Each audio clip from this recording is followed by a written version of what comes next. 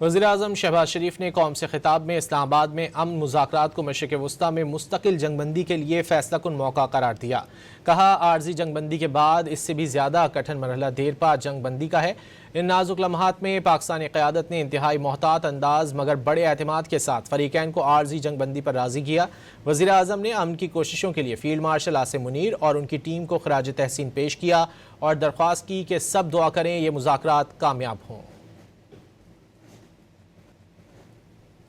خلیج میں اب جنگ نہیں بلکہ امن کی باتیں ہو رہی ہیں، اور وہ فریقین جو کل تک جنگ میں آمنے سامنے تھے اور خطہ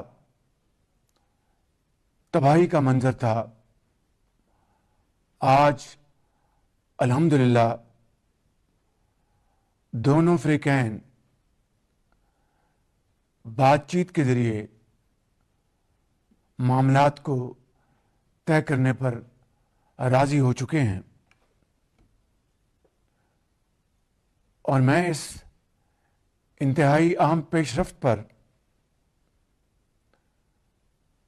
اپنے برادر ملک ایران اور امریکہ کی لیڈرشپ کا تہ دل سے شکریہ ادا کرتا ہوں، جنہوں نے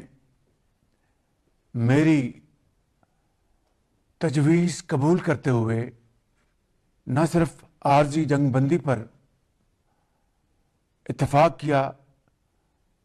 بلکہ میری پرخلوص دعوت پر دونوں ممالک کی لیڈرشپ اسلام آباد تشریف لا رہی ہیں، جہاں پر